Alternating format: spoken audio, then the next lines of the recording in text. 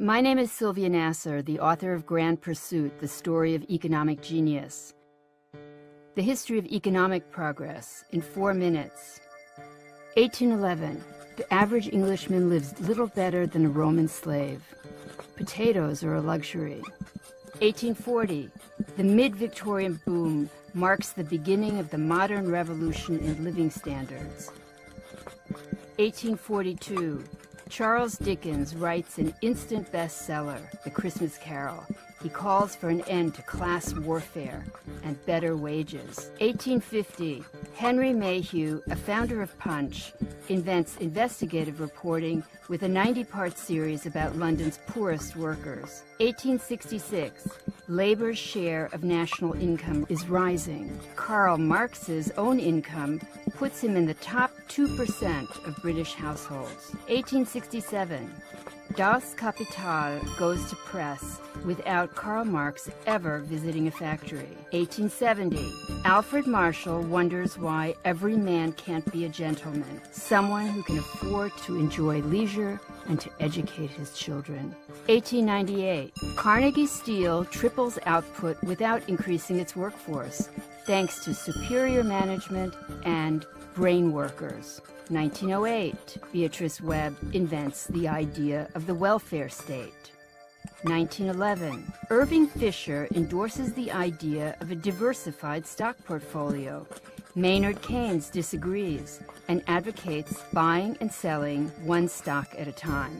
1918, Keynes convinces the British Treasury to invest in French paintings instead of French loans. Irving Fisher invents the cost of living adjustment, raising his staff's salaries in step with inflation.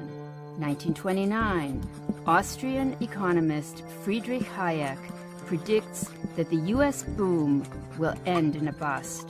1931, President Herbert Hoover responds to the Great Depression with tax cuts, easier money, and public works spending.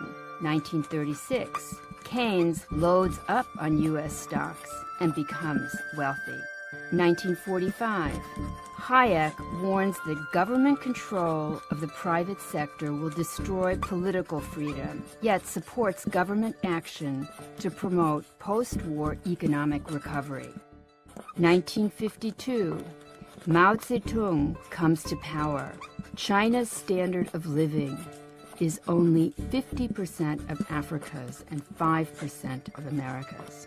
1960, Joan Robinson denies that the Great Leap has resulted in famine even as Mao declines foreign food aid. 1963, Paul Samuelson says he'd rather write the nation's economic textbooks than its laws. JFK proposes a tax cut that leads to faster economic growth and a falling federal deficit. 1979, Milton Friedman convinces President Jimmy Carter that easy money and too much regulation is to blame for the nation's economic woes. 1998, Amartya Sen becomes the first Asian to win an economics Nobel.